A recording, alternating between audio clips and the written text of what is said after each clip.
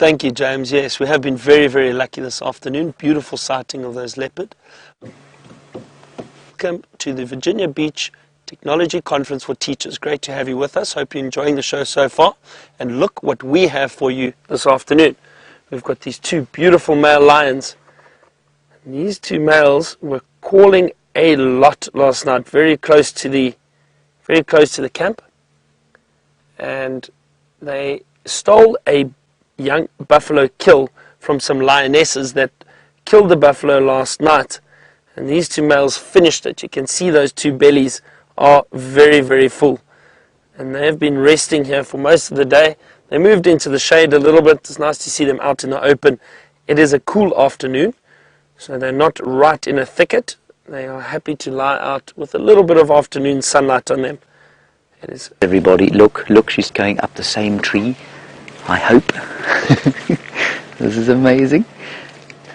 We have had an afternoon second to none here. This is unbelievable. So there she is, thinking about which tree to take that into.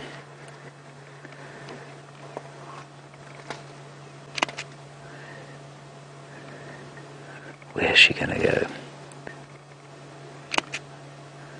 Just frozen there. I'm not sure if one of the cubs is maybe coming this way, but I'm hoping she's going to take it up the very same tree she was in. Isn't that fantastic? And nobody else seems to be coming here. I keep thinking we're going to have to move out, but we don't. You can see the duiker is not alive. Can you see that, David? Yes. You note that from the fact that its eyes are a little lifeless. Otherwise it would be difficult to tell.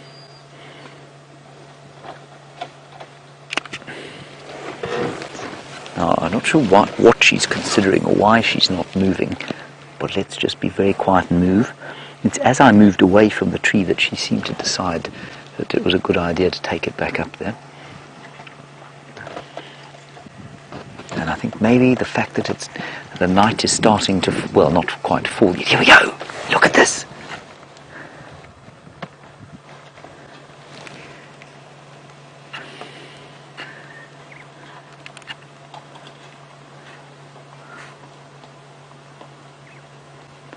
This is very exciting.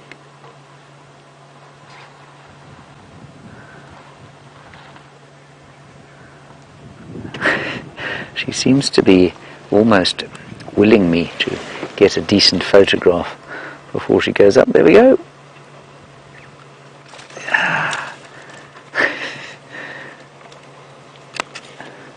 Look at that, isn't that unbelievable? That is just the best. Hey? Ah, that's fantastic. Right, we are now going to go round to the other side, and I think we'll get a great view of her the other way. So what happens is, I wouldn't say it's common, but it's not unusual. In this part of South Africa, and in most areas, you find coalitions of males forming. So this will often be brothers that were born into the same pride, not necessarily the same mother, could just be somewhat related, but are usually from the same pride. And as those lions grow up together, they form a coalition. The reason for that is they can be more successful if they work together. They can have larger territories, they can keep out potential threats or other lions, and that then can ensure that they have the ability to mate with different females from different prides. You can also get a single male that is in a pride, and here's the dominant male that will stay with those females the entire time, but he will have a hard time protecting them from two males like this. Obviously, two big males coming in and challenging will chase him off very easily. I've seen coalitions of 4 and sometimes 5 males staying together. You can also get a case or scenario where you have a different male that is close by and joins a coalition and they accept him. It doesn't happen often, but it can happen. Generally, though, they are from the same pride and they will stick together. While they patrol those territories, they may split up at some point, and occasionally they'll spend a few days apart, but they will always know where the other brother or brothers are, and they will be able to meet up very frequently, especially if the females have a kill. like they did this morning. Generally, the females do most of the hunting, but the males will hunt for themselves too if they really want to, or if they have to. But it's easier to come through, chase females off a kill, and feed on what the females have got, and then move on afterwards.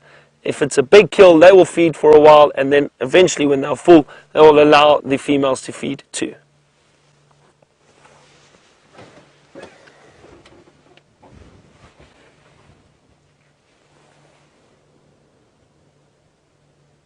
We are very, very relaxed at the moment.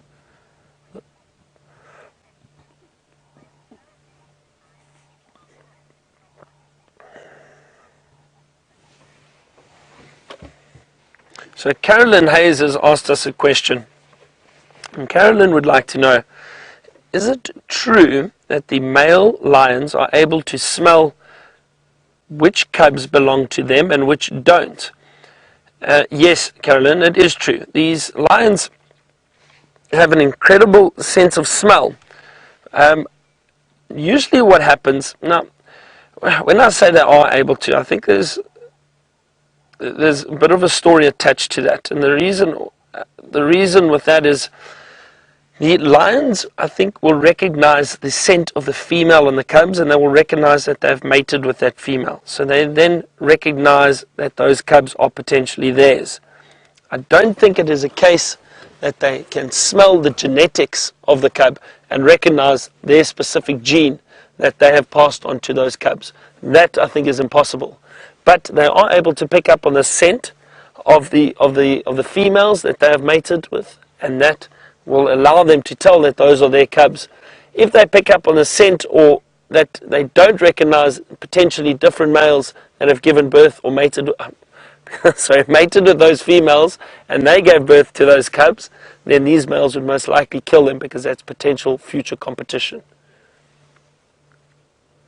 We're going to sit with these males a little bit longer. While we do that, head back to James for an update on Karula.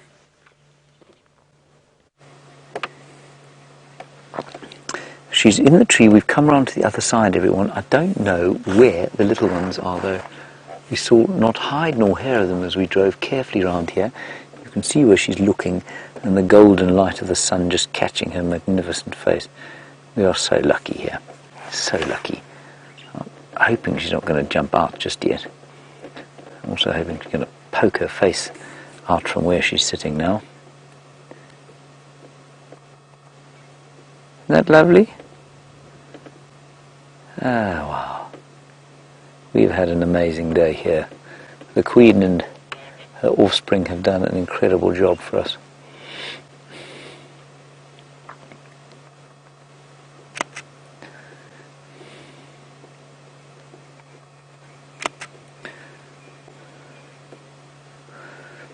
Mitch, you want to know if Karula is the most successful and prolific mother in the area thus far.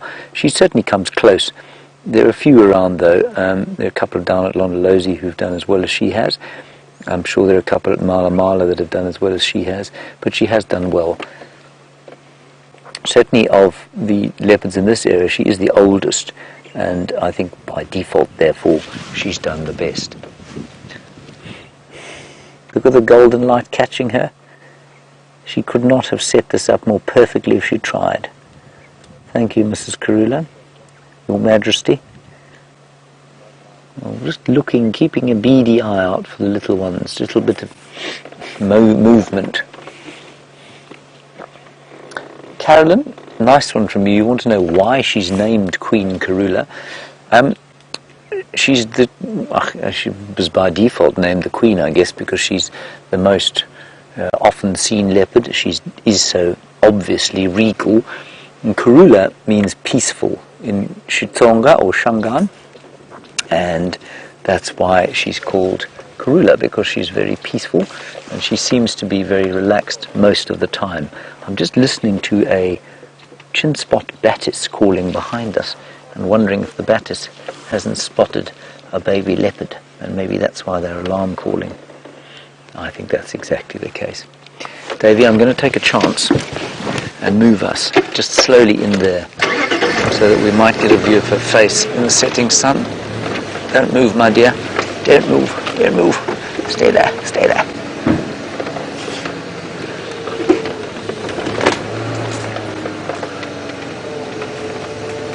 Say when you've got a shot. That's fine.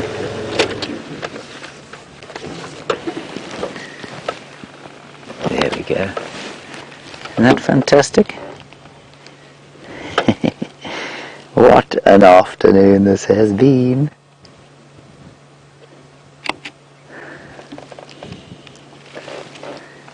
I don't know where she's looking. Yeah, maybe she's going to come out.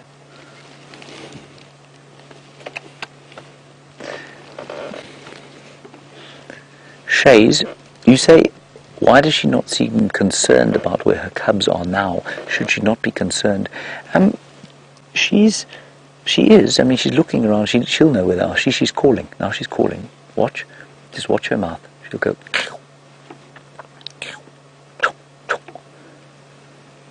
She'll know exactly where they are. And she is concerned all the time. But they're not that vulnerable because they're now 5 months old. They can climb trees very well indeed. Let's see what she does now. Not the most elegant descenders. Well, she is.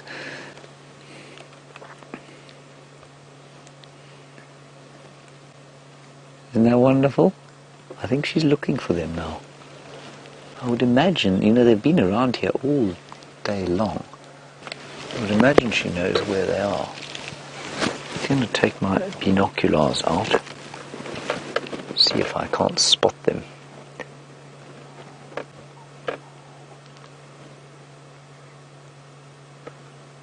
I can't see them anywhere. I was surprised that we didn't see them as we came through the drainage there.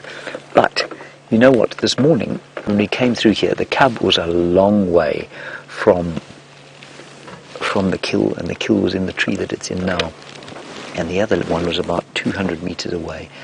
Shall you say, will the cubs climb the tree for safety with her later? They might not. If they sense danger, they'll almost certainly go up the tree. Whether they will sense danger or not, whether or not a hyena comes through here or something like that, I'm not sure. I can see that, Right, wondering if we shouldn't just let the situation lie. We'll try for one more view, everyone, but we're not going to be here once the sun goes down. We don't want to be in a situation where the cubs are, we're not going to view them after dark, and we're certainly not going to put a light anywhere near them. And I'm reticent to go driving back through the drainage line there. Let's just go back a little bit and have a see.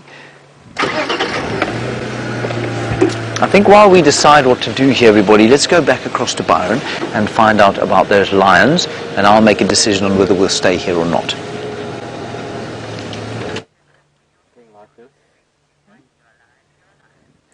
We've just changed our position slightly just to have a look at the other male's face.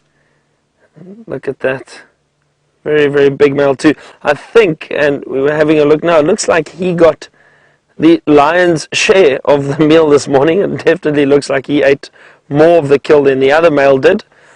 Very, very full belly. Leopard and her cubs all afternoon. It's wonderful. Really, really great sighting. And we've got lions around. There's so much happening at the moment. What we're going to do though, is we're going to leave these lions for a short while. I'd like to just drive around, see if there's anything else on the clearings not far from here. And then we are going to return a little bit later, maybe in the next 20 minutes or so, and see if we get any movement from these lions. As I said, hopefully they head over to the waterhole, which is not too far in that direction, and then we'll come back and see what they are up to.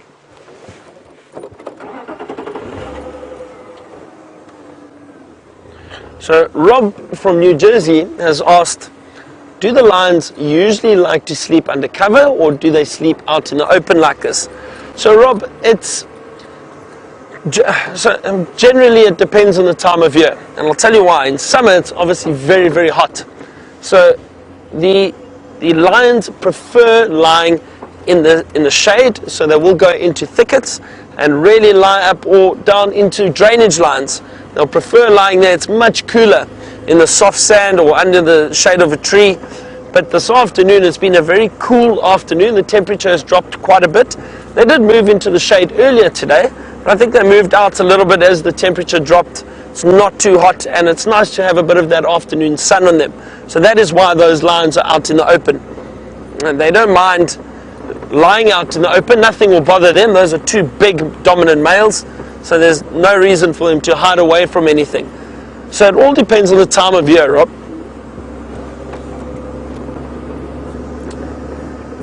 Let's see what we can find up on the clearings up ahead, if there is anything out here.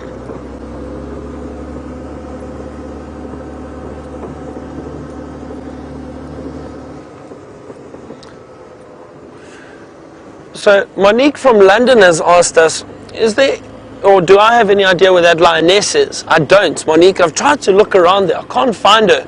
She may have just moved off. And I'm guessing she may have moved in the direction of where the other two lionesses were.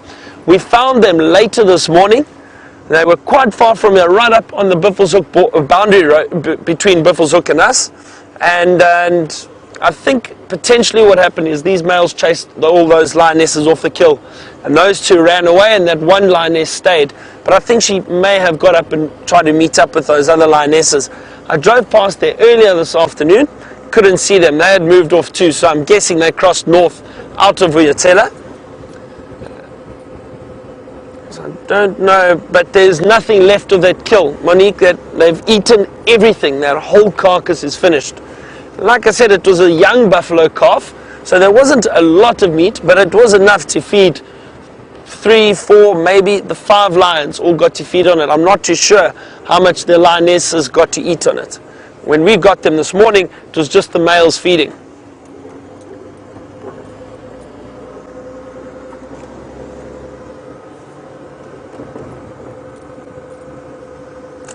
So I'm on the quarantine clearings at the moment, just having a look if we have some general game up here, maybe some giraffe walking around,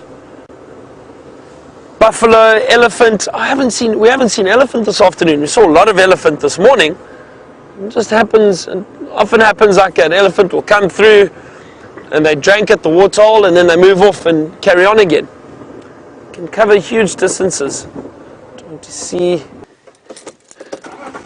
Please don't tell James about that. He will mock me for days. There's a few buffalo tracks, and I think that herd of buffalo must have moved through this area last night, and those are the buffalo that the lions chased and managed to get that calf from.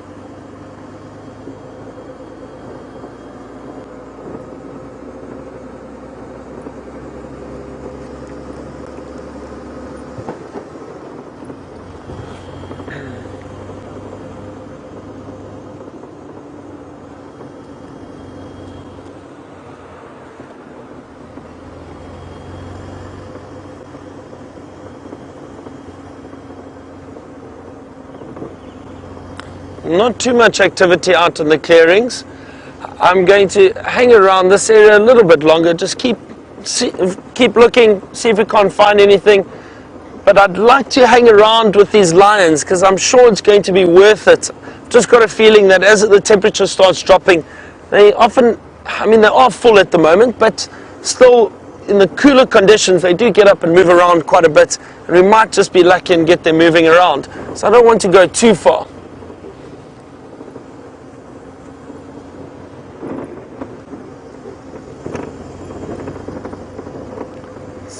Keep scanning. Oh dear, no. There's one impala up on the clearing.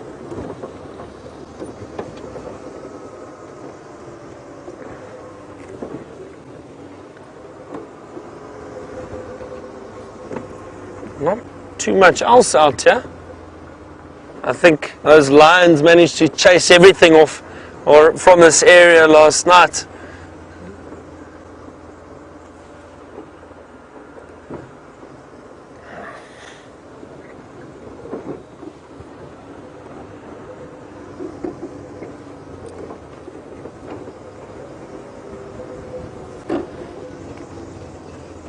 Like I say, we're going to stick in this area for a little bit.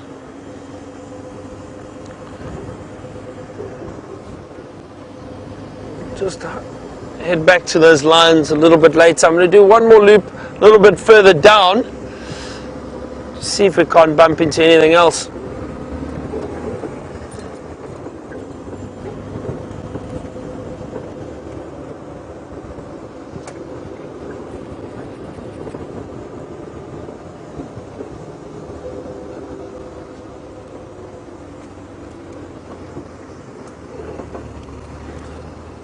Still have lovely afternoon light shining on these beautiful marula trees. You see these large trees growing out in the clearings. This is a beautiful marula tree. I always think they're perfect trees for leopard. They've got large branches and they span out, but usually quite horizontal, so it's lovely for a leopard to go and lie up in them. But you don't often see it. You think it happens a lot, but it doesn't. It really doesn't. You're going to be quite lucky to be able to see a leopard up in a marula tree like that, especially the larger ones.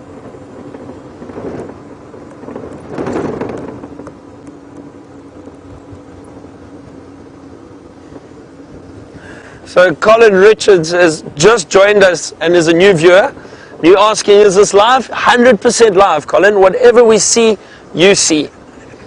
Very, very much live, so there's no cuts or take-backs or anything. And that's why while we're driving, we're trying to find the beautiful birds just flying off. See if they sit for us. I'd like to show you them. There they go. These are called green wood hoopoes. Let's see if we can. There they go. Listen to. Oh, look at that beautiful red beak. Wonderful. So green wood hoopoes. They used to be known as red-billed wood hoopoes, but somebody thought it was necessary to change the name. And you can actually see that beautiful iridescence now. As the light is hitting the feathers, you can see they do have a greenish tinge to them. And that is why they are now known as the green wood hoopoo. I still think red-billed wood hoopoo is a little bit more fitting.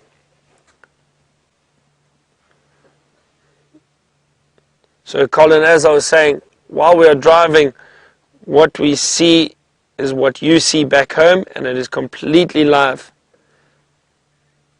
That one, see him picking for insects in the bark. A lot of spiders, little bugs, beetles, anything in the bark that they might be able to feed on. Worms.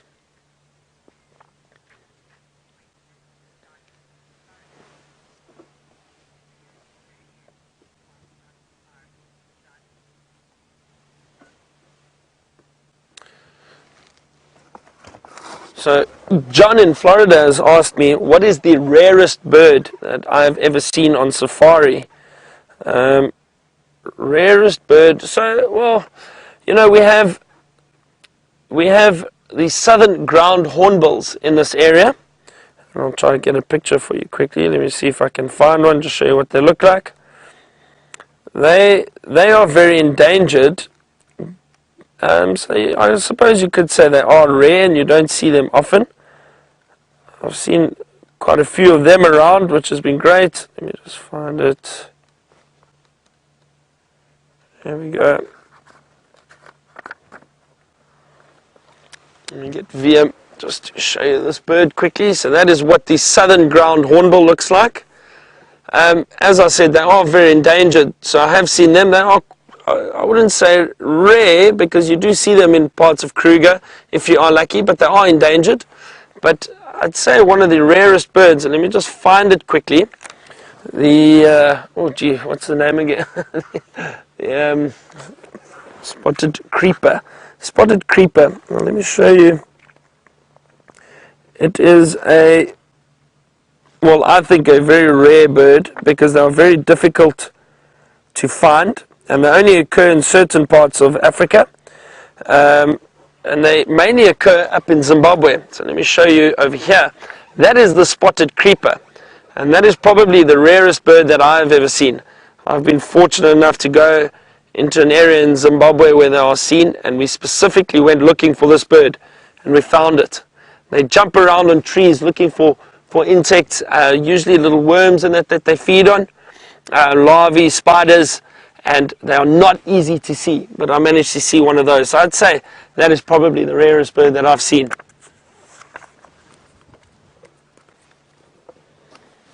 Let us continue.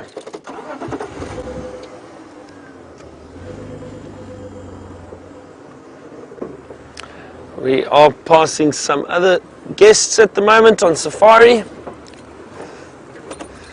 Good afternoon, everyone. Hello, how are you? Good, good. Enjoy. Cheers.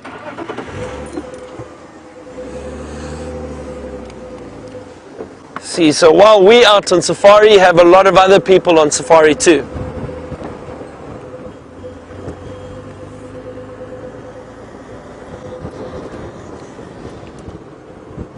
And James Richard has asked us, what is the preferred nest site for a wood hoopoe? Now, generally they do nest in the bark of in the stems of trees. James, they'll find little holes that they will go into and nest in there. So something like a marula tree would provide probably a lovely area or a lovely hole for a nesting bird like the wood hoopoe. They will go into those holes. Some areas you might find people put up in parts of South Africa and that they put up bird boxes. And usually these bird boxes have little holes, and they'll get birds going in and nesting there. Hang on a second, I just saw something. Look at this beautiful sunset behind us through the trees. Just a wonderful color. It's still quite bright, but just through the trees there, it's starting to drop.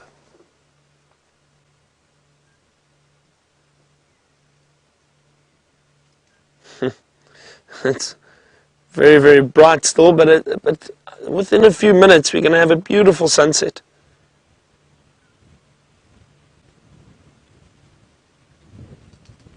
I think let's head back to those lions quickly and see if they haven't decided to move.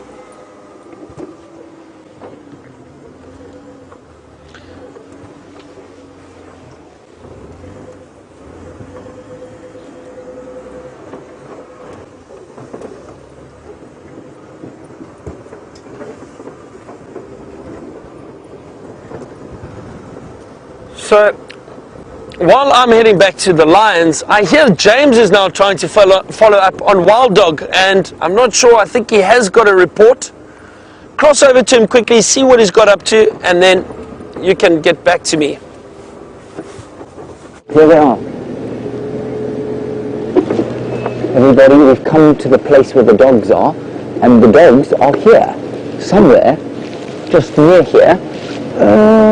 I'm going to just try and get a view. I don't know if they're mobile or not. I thought I saw them. Let me just get past this fellow. There we go. There's a dog. 2 dogs. And a vehicle. Don't worry, we will... we can't go where he's going. So we're going to have to wait for him to go in there, and then we will have a view. So they are north of our boundary that we're allowed to go to. Let me just go forward. So that's wild dogs, everybody. Endangered species, second most endangered carnivore in all of Africa. And sitting... Oh, sorry, my audio is muffled because it's in my jacket. And that is because I'm an idiot. There we go. Just go a little bit forward, we might get a nice view here. Yes, we will. We'll get a nice view here, Davey. You tell me when, is that right? Fantastic. Now, I know for some people who've perhaps never seen these before, many have never even heard of them, these are the wolves of Africa. They're called painted wolves. That's what their Latin name means. They're not related to domestic dogs. And they're not related to wolves. Well, they are, of course, but they're not very closely related. And they are one of the most endangered animals in all of Africa. There are probably fewer than 2,500 of them left. They're hugely prone to diseases brought in by domestic animals. But here they are, and for me, my favourite carnivore out here.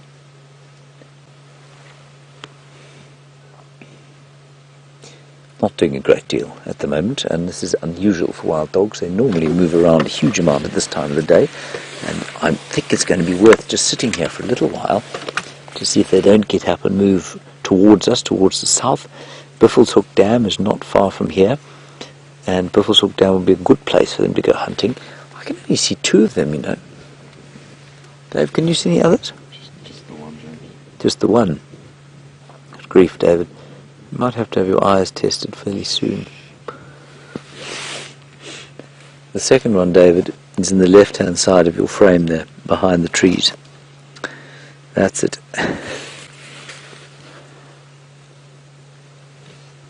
Now, a pack of 2 is very unusual, unless it's a dispersal pack.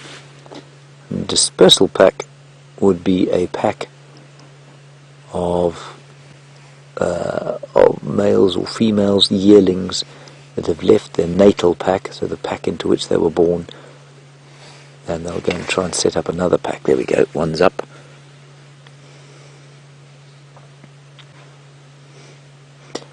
Skinny little legs.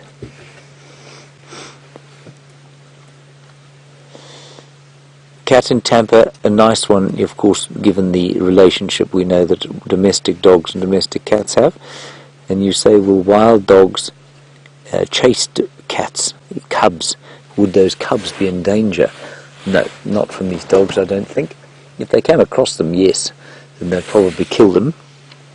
All the predators will kill each other's offspring if they can, to reduce competition, we think, and reduce threat. But male leopards, believe it or not, are renowned for taking wild dog puppies. So they do not have a strong relationship. And that wild dog probably weighs about 25 kilograms, which is about half the weight of Karula, maybe a little bit more. But Karula is a lot more solid and a lot built for explosive speed, whereas that dog is built for coursing, for running big distances. See, they're starting to get moving now. Might lie down a bit and just... There's another one there. There might be another one there. I can't see.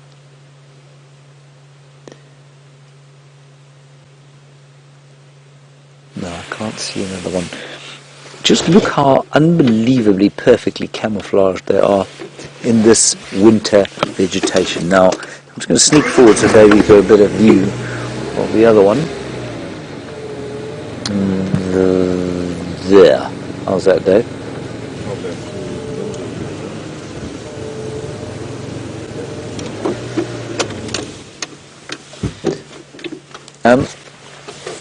This, of course, is the time of the year when they give birth.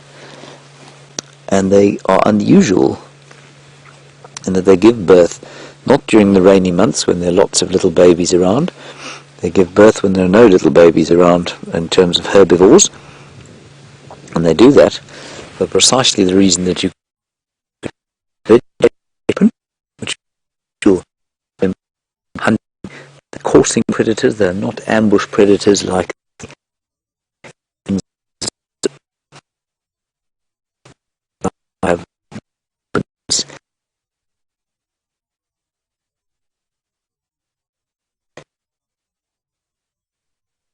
Roger.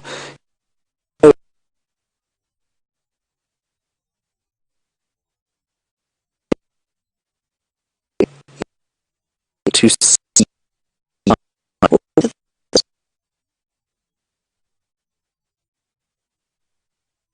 some of the day. I'm sure they're not doing it now unless they had a really. But often they'll hunt during the particular time, the evening.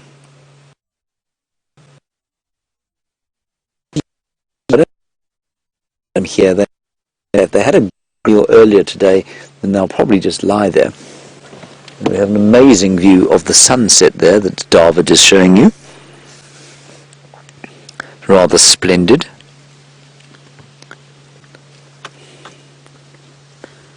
Isn't that lovely?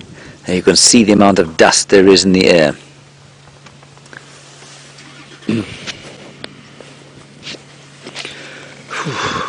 It's been quite a day. I'm going to try this. Well, I think it's going to be better than.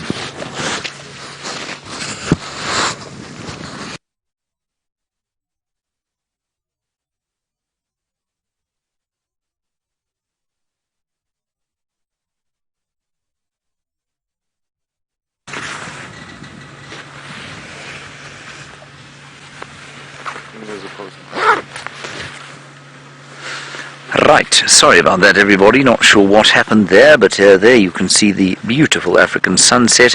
It is coloured red like that by the southeasterly breeze that is blowing through here, blowing up the dust. Perhaps there might even be a fire in one of the forests down towards the south, and those will be sort of plantation forests for paper trees, excuse me, and planking trees.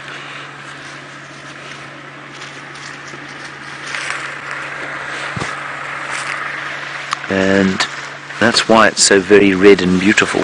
Can you get by there, Andrew? Yeah, I will. Okay. Enjoy. Bye-bye. That's just saying goodbye to Andrew. He's been enjoying the dogs. He was enjoying Karula with us. And let me just stick my binoculars in there again and see if I can't see any more, because I find it amazing that there are only 2 of them there. 2 invisible hounds.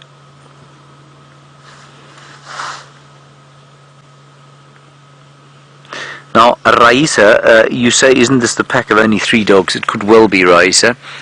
Our little Investec pack, I think, has been reduced to 3. And we actually had another pack of 3. Remember that dispersal pack that we had on Cheetah Plains? So it could well be. And I haven't seen a pack of 2 in this area, and it could easily be that pack of 3. And we might just be missing one of them behind one of those logs. Be rolled back a bit.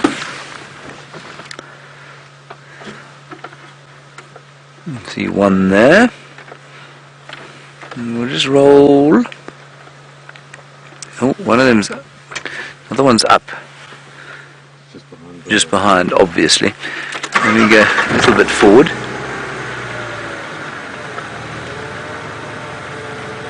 I think it's highly unlikely that they're going to stay still the whole day or the whole night. I mean, I think it's more than likely that they'll get up and move.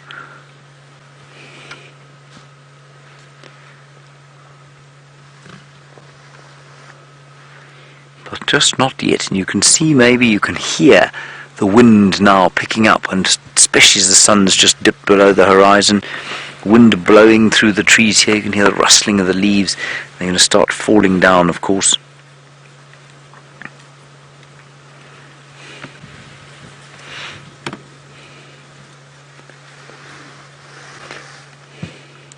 Oh, marvellous. Byron has got some elephants. Let's go and have a look.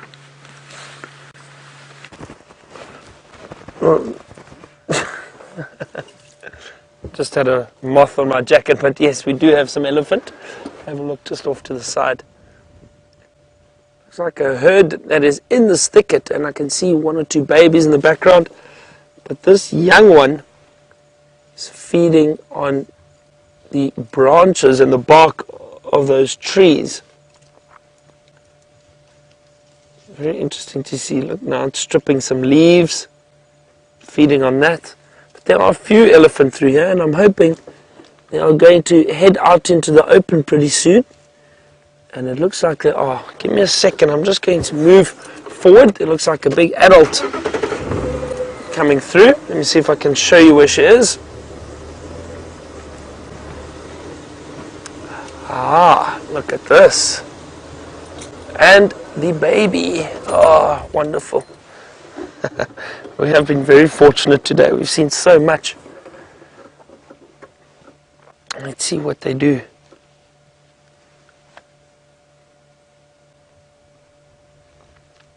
Those young elephants are so cute.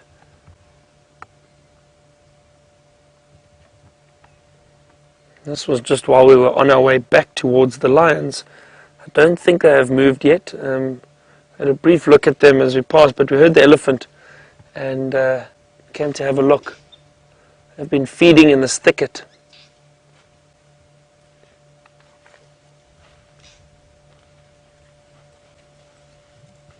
It would be wonderful if this female came right up to us.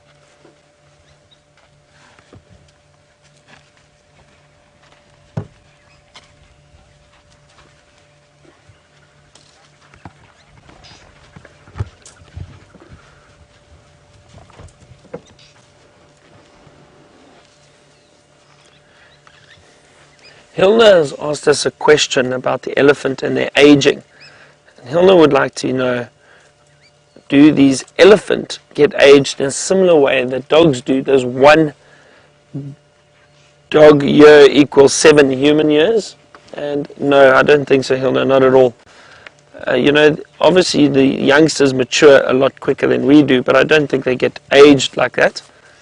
Elephants have a lifespan of about 50 to 60 years.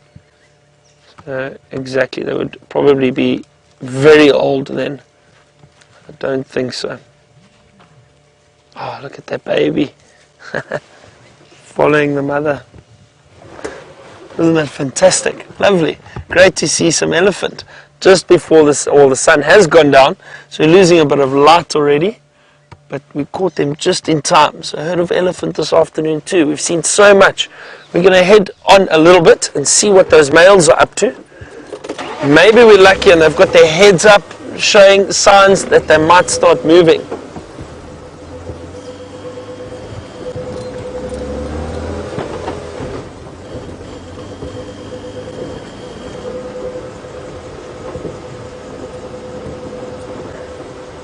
Temperature's dropped quite a bit now, so it is really cool. Looks like those males are still lying down. They have not moved. Very comfortable. They're full. They've eaten a lot. They've probably had some water. Actually, we did see the one drinking earlier today.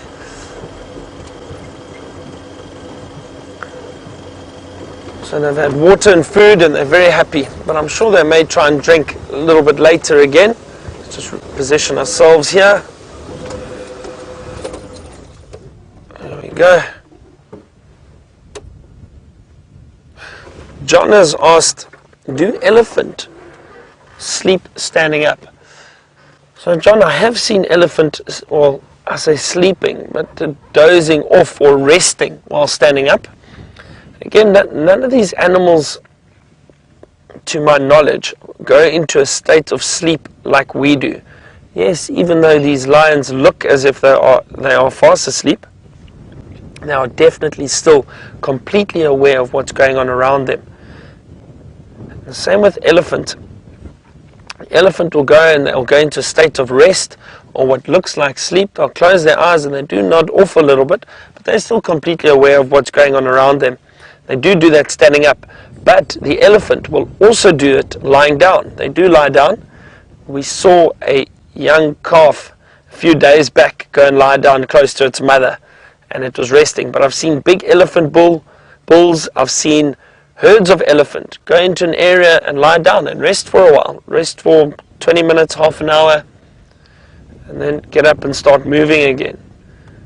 So they do sleep standing up and lying down, but again, it's not a state of sleep that we are used to. It's not completely out. They are still very aware of what's going on around them.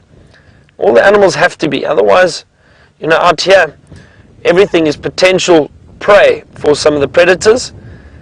Even large lions will go for them, and also the lions still need to be careful that they don't get ambushed by perhaps other lions coming into their territory. So everything needs to be aware and alert. The other thing is, if lions are sleeping and potential food walks past or prey, if they're not alert and aware, they'll miss it. So they do still keep an ear out for any animals moving around. I've seen lions sleeping like this and an impala accidentally run into a pride and run into the group, and before I knew it, the males were actually up before the females. They grabbed the impala, pulled it down, and the whole pride got to feed on it. The males took most of it though, and it happened very quickly. Within 20 minutes, the entire impala had been eaten. But it just shows how quick and alert they are if they have to be.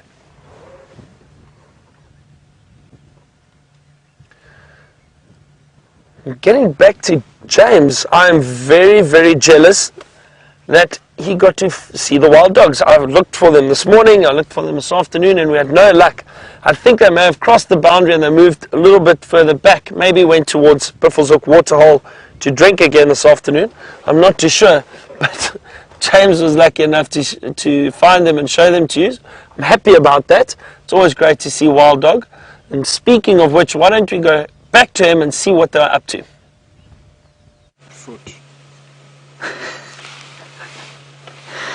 Well, that's very, very gracious of Byron indeed to say that he's happy that we're sitting here with these wild dogs. I'm very happy we're sitting here with these wild dogs. David, are you happy we're sitting here with the wild dogs? Ecstatic. Good news. Now, they've done absolutely nothing since you left us. And I was just reading about them, or I was reading about a number of canids around here.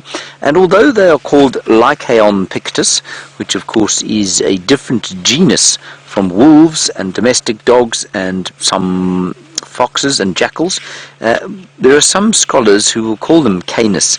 In other words, they're probably more closely related to jackals and domestic dogs and wolves than we think they are. I don't think that interbreeding is possible. As far as I'm aware, it is not. But they can sometimes be found in association with jackals. So they are a social species, and if they happen to find themselves on their own, it's not entirely unlikely that they would go off and spend a bit of time with some jackals. And the jackals, of course, don't mind that because, well, wild dog provides regular meals. So we won't sit here for too much longer. We'll just be here. We can sit with them till it's dark, I guess. But I wonder, I think they probably had a fantastic meal this morning, and that's probably why they are not doing anything as we speak. They're probably just lying there. With any luck, those lions are going to wake up and start roaring. And of course, hearing lions roar would be wonderful.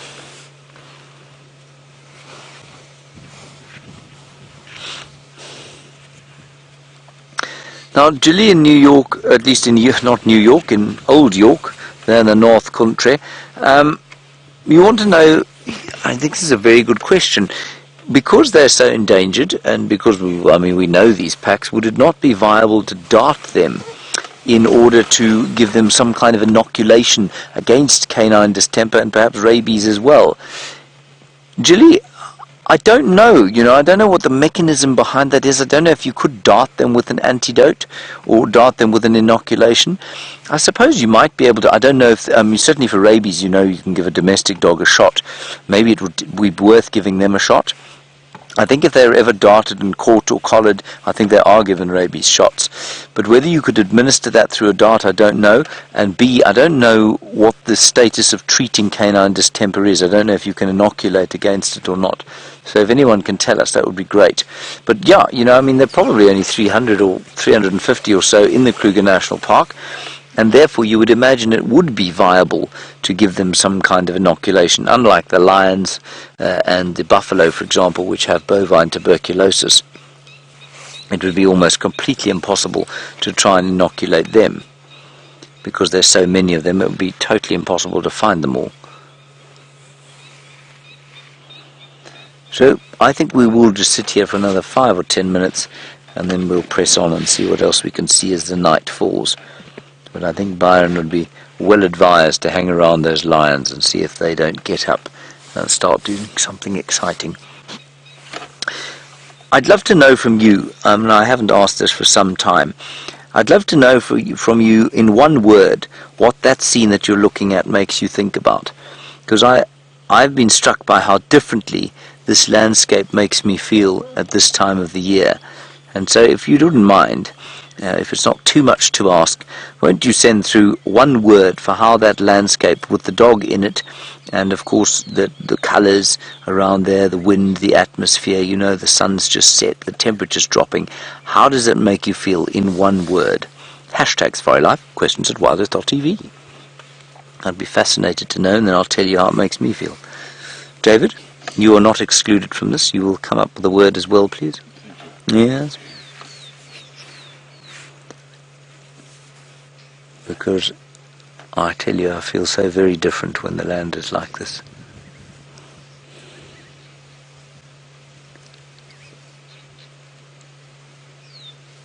I feel two things, actually. I'm not going to tell you till you've told me. So let's just enjoy these doggies for a little while. They did sit up briefly while you were away there with the elephants,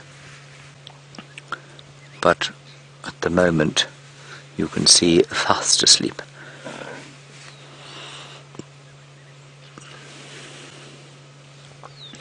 And just so perfectly coloured there.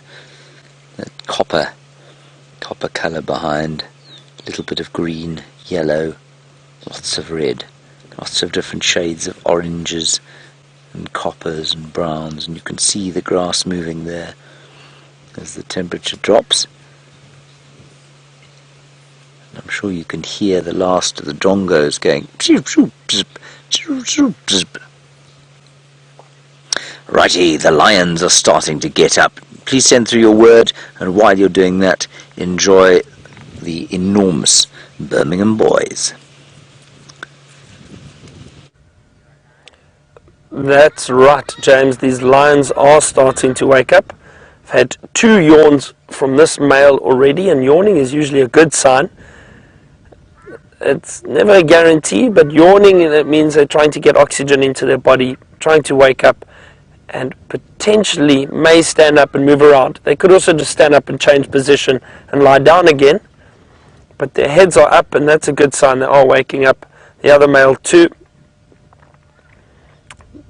You can hear things moving through the thicket behind us. I think it's the elephant that was breaking branches, a few more branches behind. But look at that. Beautiful.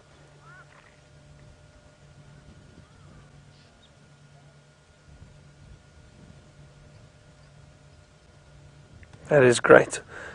That's why patience always pays off in the bush. Just need to sit and wait, enjoy everything else that's going on around. A lot of bird life. We saw the elephant walk past. And now the lions are waking up, which is fantastic and which is what we wanted.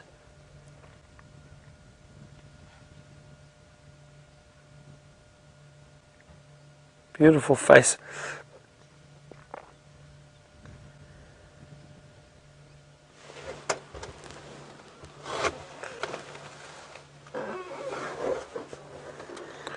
Wow, so, there's another big yawn. Look at that.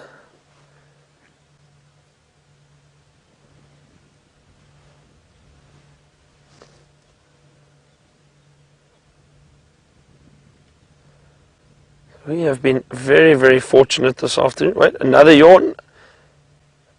That's good. I'm sure he's going to stand up shortly.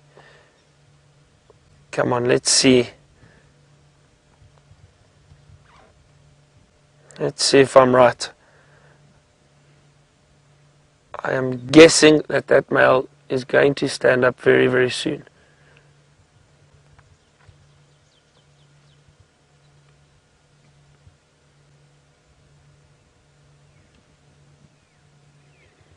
As I was saying, we've had such a lucky afternoon.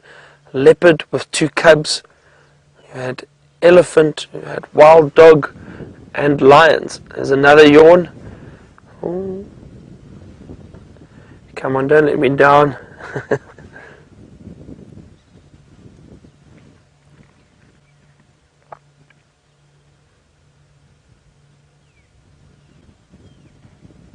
Again, there's general behavior that I've seen in the past that leads up to certain parts, certain behavior from the animals, but it's not always a guarantee. We are sitting very close to the dam cam at the moment. It's very close to Vuyatela Dam.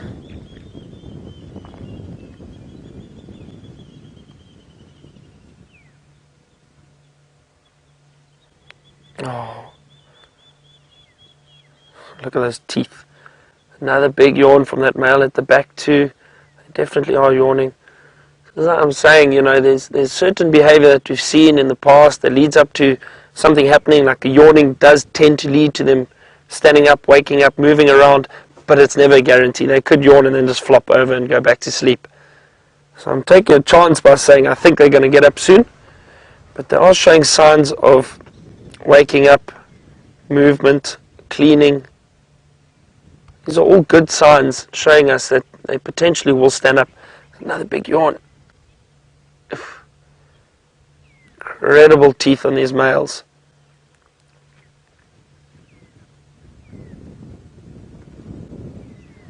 This is what we wanted, everyone. We wanted to see these lions with their heads up, waking up.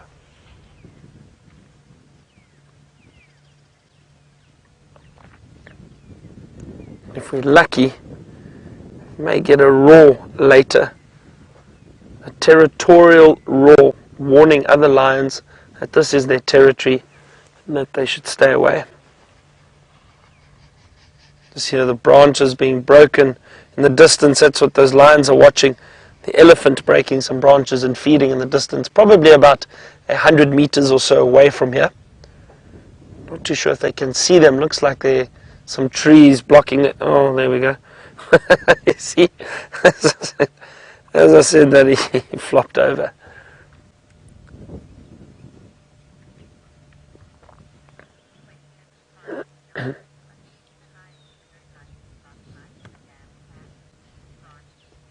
So Francie has asked, are these the lions that we possibly heard last night on the dam cam? Yes, Francie, these are the lions. I do think the females also called last night. I was listening early this morning and last night, and I heard lionesses calling. The lioness roar is a little bit shorter and not as deep as a male's. It's very difficult to tell the difference though, and I'm speculating a little bit, but I do think those females were calling too, and later on I heard the males calling, and they were definitely longer roars than the ones that we heard earlier. But these are definitely the lions that you heard calling last night and for us early this morning.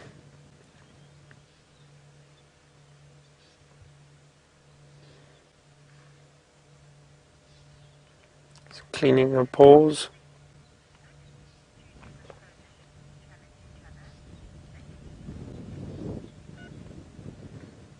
I've just got a question about the coalitions and if the coalitions would challenge each other.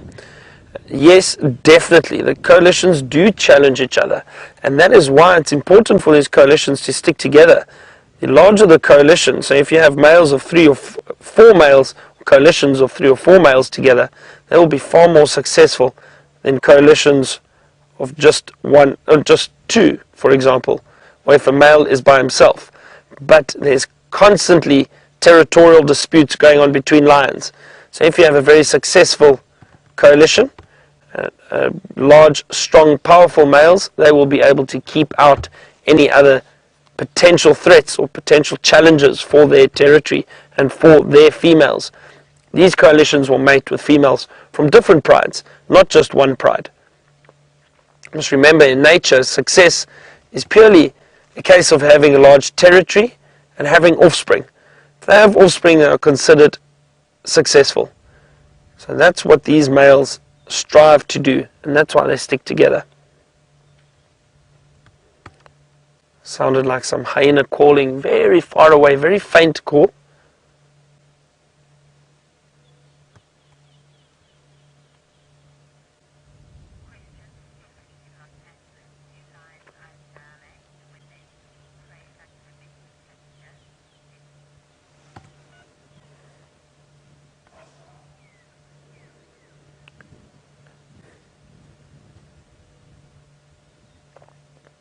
Stephanie has asked us a question about lions' eyes and whether or not they dilate like a domestic cat if they see prey. They definitely dilate. The pupils do increase in size and decrease in size, but that's purely based on the light. I'm not too sure if it's a case of when they see prey. It all depends on the situation, because they will see prey during the day and at night. So I think it's more a case of how much light is around so that they can see their prey a lot better.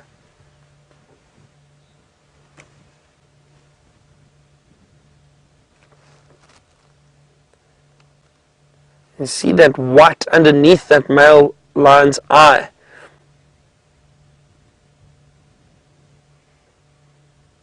Another big yawn. So the white line under the eye, the theory is that allows more light to be reflected to the eyes of these predators, these nocturnal predators, so that they can see a lot better at night. Their eyesight is far better than ours, and it's measured. I think the scientists have measured it because of the number of rods and cones in the eye itself compared to ours. So it is very, very different, and they believe that they see in a more neutral color, so generally a black and white shade as opposed to the color spectrum that we have. Again, it's studies that have been done on the amount of rods and cones in their eyes, and they, I think, are able to tell more or less what they see. But I think it is very difficult, but nowadays technology, they're able to test these theories very, very thoroughly and are quite accurate. But the white light, or those white lines, I think from the theory is that it does reflect light to the eyes, and I think it is very, very accurate. It does help reflect a little bit more light to that eye so they can see better at night.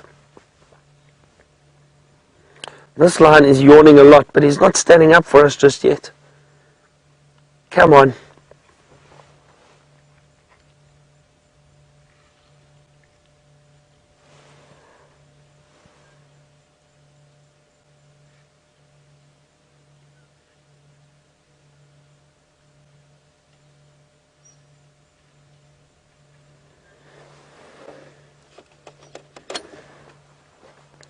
Just going to update some of the other guides that are out on game drive in the afternoon, tell them that we're still sitting with these lions.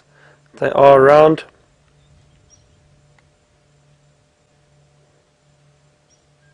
He's cleaning himself.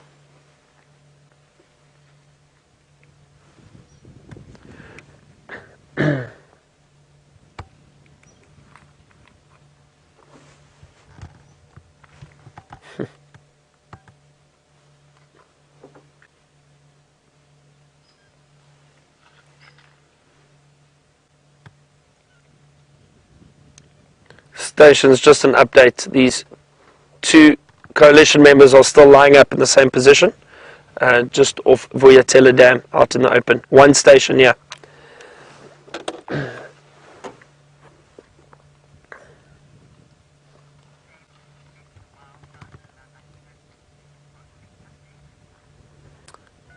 We're going to sit here a little bit longer and see if these males don't get up. Wonder what James is up to now.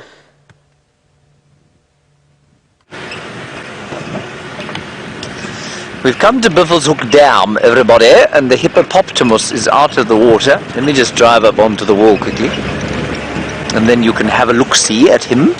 He's just over there,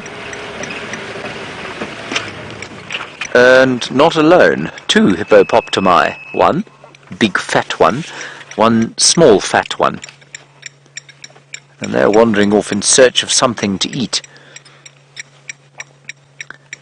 Now, while we look at them, everyone, you've very kindly sent through some words for me, and we had, I'm just going to get Rebecca to read them out to me again, so we had peaceful from Christina, Lynn and Monique.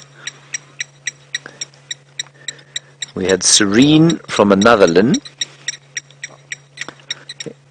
enthralled from Rob, and then we had a very interesting one, homesick, from Raisa. Now, that's actually what I was going for, and I don't know why I felt precisely the same thing, Raisa, and I think it's got something to do with the fact that the vegetation is wintry, the wind was blowing, and those dogs were sort of huddled there.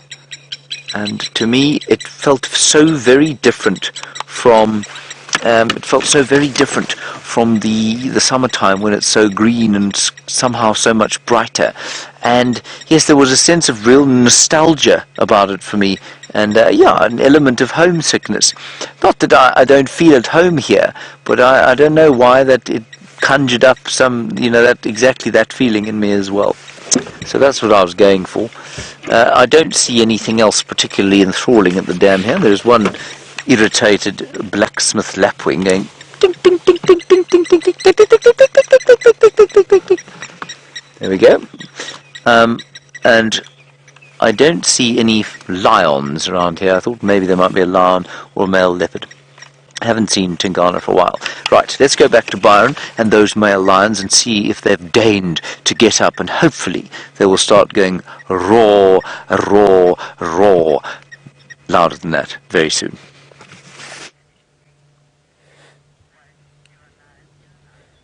Yes, James, hopefully they do roar for us. Nice that you got a glimpse of that hippo leaving the water. That's great. And probably moving off to feed.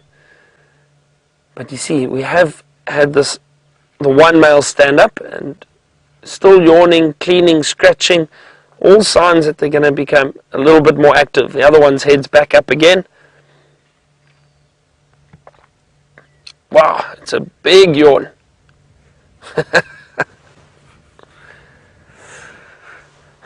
I've asked the two males very nicely to roar for us.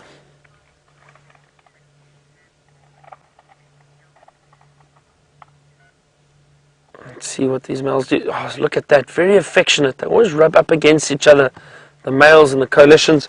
The reason for that is it just increases their bond between one another. Helps strengthen that bond.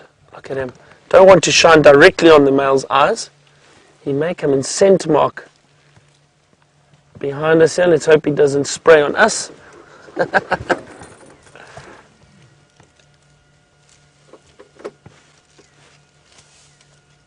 Let's see, I wonder if he's going to head towards the waterhole. Now it's a case of who do we follow? This one or the one lying down?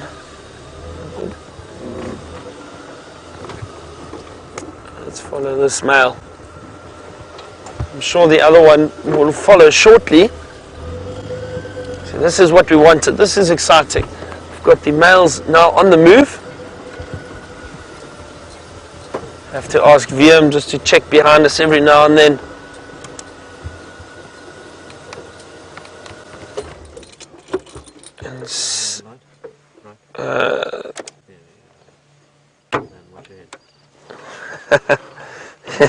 I seem to be in the shot. I apologize. I'm trying to hide.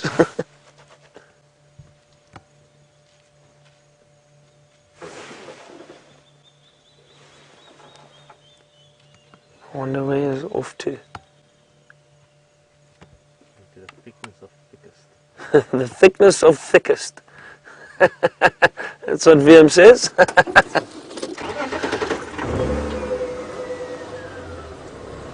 We've still got one more behind us. Yeah, he's still there.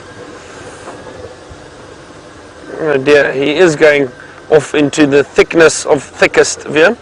I don't know what. This is very thick. That's right down through that thick area towards that drainage line. We won't be able to follow him down there. But I think he's possibly just picked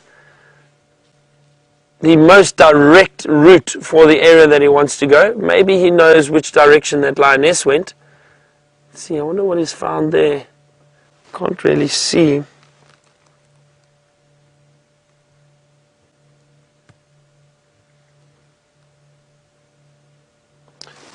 Buffalo or elephant dung.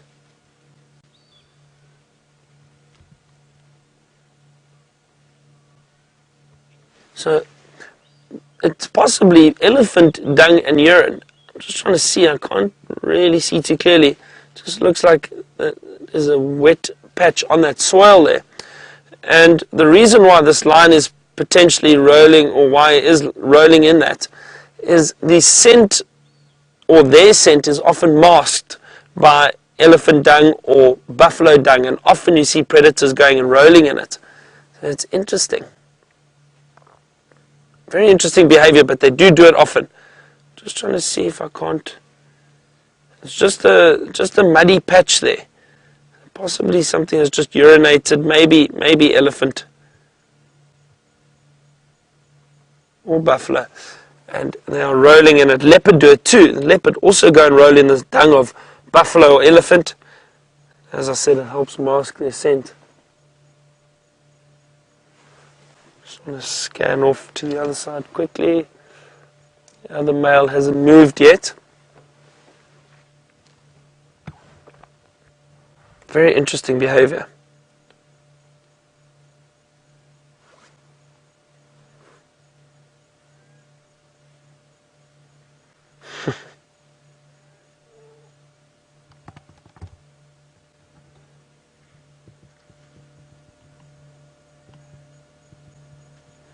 These lions will now continue off and patrol their territory throughout the evening. They've had a good meal, so they don't have to eat really soon. They can go a day or so without food, but it's not to say they won't try and hunt or find food. They're very opportunistic, and if food comes along, they'll definitely eat. They will never say no to a meal.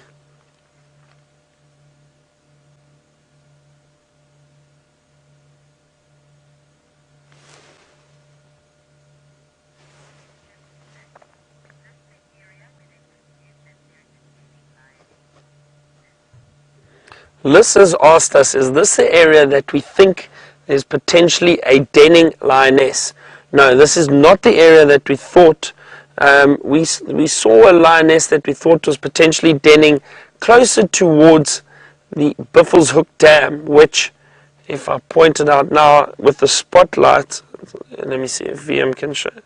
In that direction, in that direction, not where we are now. We're quite close to the Vuyatela Dam, very close to camp. And this is not the area we think the lioness is denning, or potentially going to den.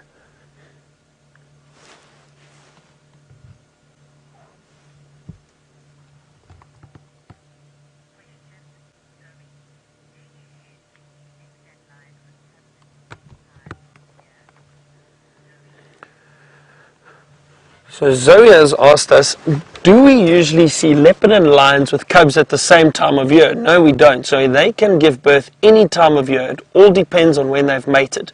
So no, it will be throughout the year.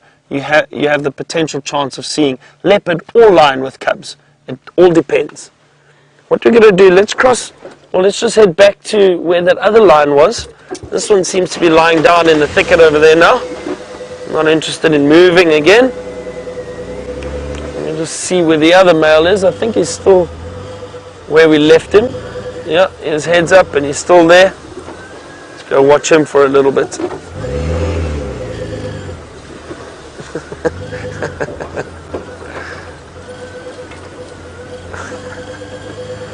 Always got to watch where you're reversing. You might reverse into a deep donga or drainage line.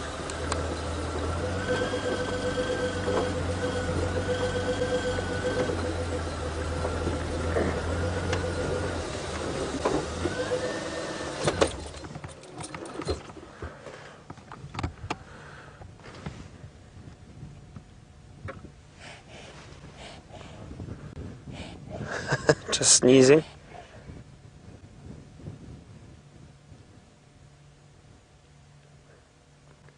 It's a beautiful, beautiful picture of that lion. I think he can still hear those elephants moving through the thicket, and that's why he's looking in that direction.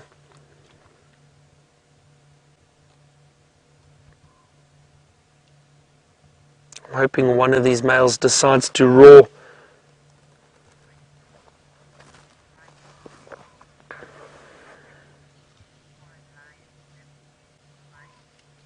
So Mike has asked us, what is the average age for a lion to live to?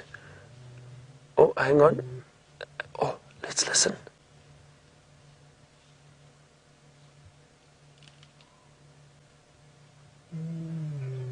Here we go, here we go. I think we're in for a roar.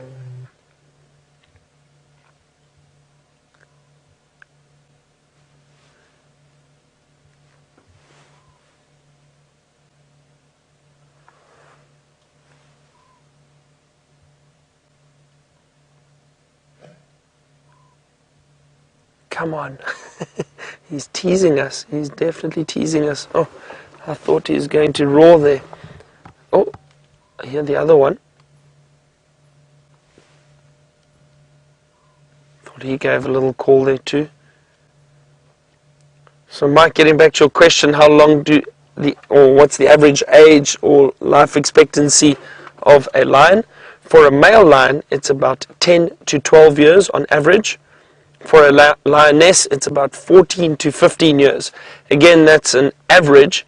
Can be shorter, it can be longer. All depends on competition from other lions, if they get injured or not in fights. But generally, it's 10 to 12 years or 14 to 15 for females. Also depends, males may live a little bit longer if they're in a successful coalition and they've got lionesses hunting in the area where they are very frequently and they're eating well. And you could potentially live a bit longer. But that is an average age mark for males and females.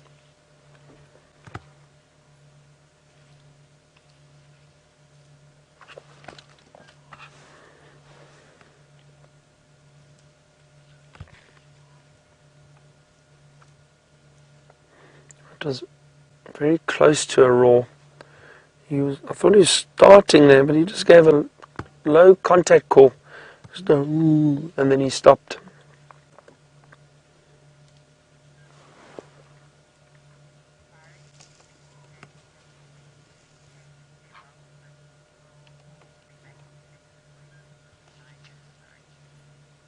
Hang on, listen, the other male's starting. Oh, come on. Nice big stretch there. Actually heard his back click. There we go. Contact call.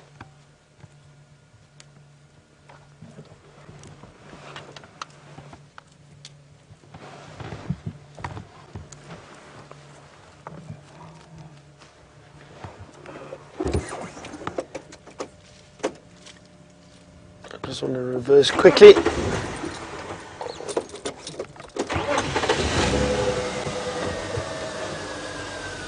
He's scent marking the same tree that his brother did. You can actually smell it. It smells a little pungent. Just caught a little whiff of it there.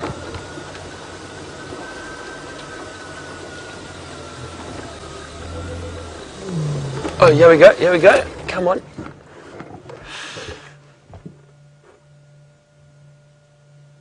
Oh, they're giving these little teasers. It's almost like they want to call, but they... Here we go.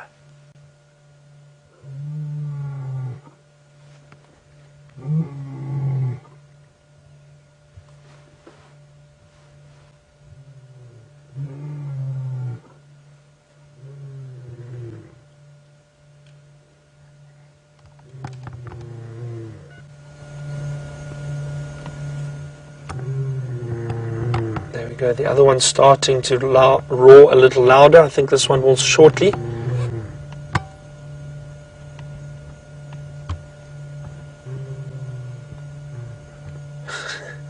Come on.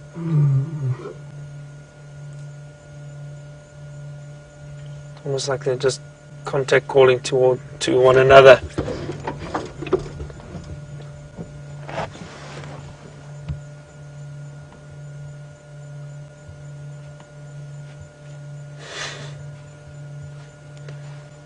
Not going to give up just yet.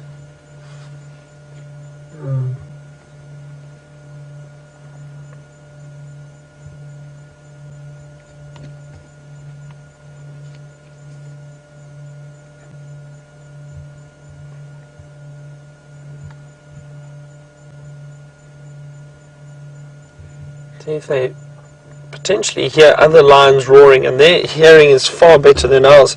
If they hear other lions roaring in the distance, they will definitely return the roar or the call, just to warn other lions that this is their territory. They are around here.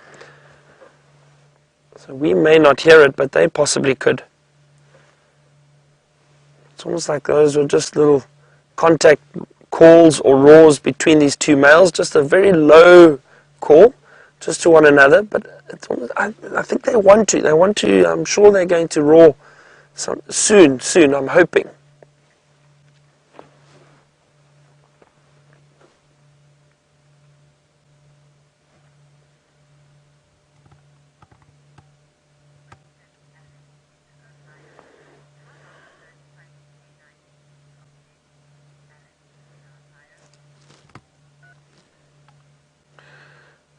So Alice in Ohio has asked us how long those front canines are on the lions.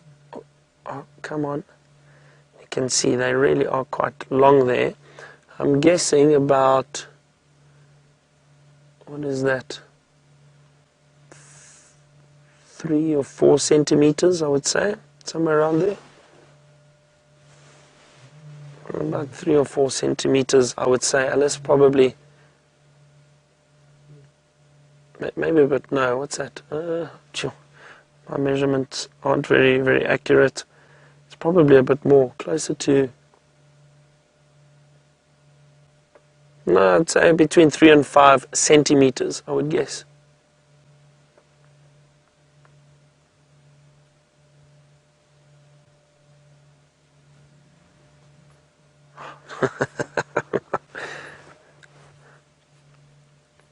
As soon as I think they're going to roar, they stop. And then rest. But I'm sure this evening, if you keep watching on the dam cam, you might be able to hear them.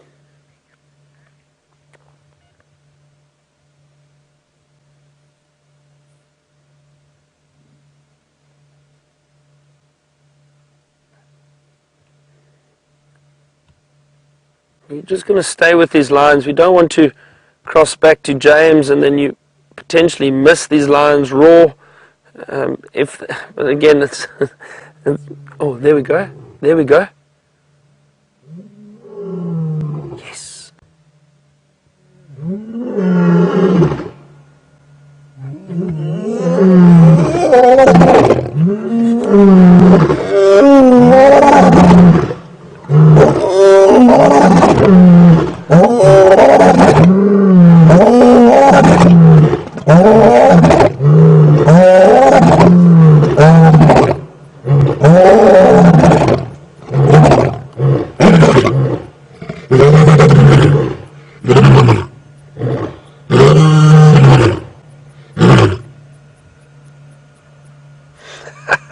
Fantastic, we got a lion roar. That is awesome. That is what we've been waiting for, and as I said, our patience paid off. We sat here, we waited, and they started to call for us. We'll sit here a few more minutes, or we've only got a minute or so. James sends his farewell, and James and David on the other vehicle, thank you to them for a wonderful afternoon. Here with these lions, and I'm so happy we got to hear them roar right at the death. Just shows you patience pays off. Thank you very much to the ladies in final control. We had Rebecca and Chelsea this afternoon. Thank you very much for sending through the questions to us. I always refer to them as the voices in my head. It's great to hear them, and they always help us out with the questions, let us know what each other are doing. I wonder if these lions are going to roar again.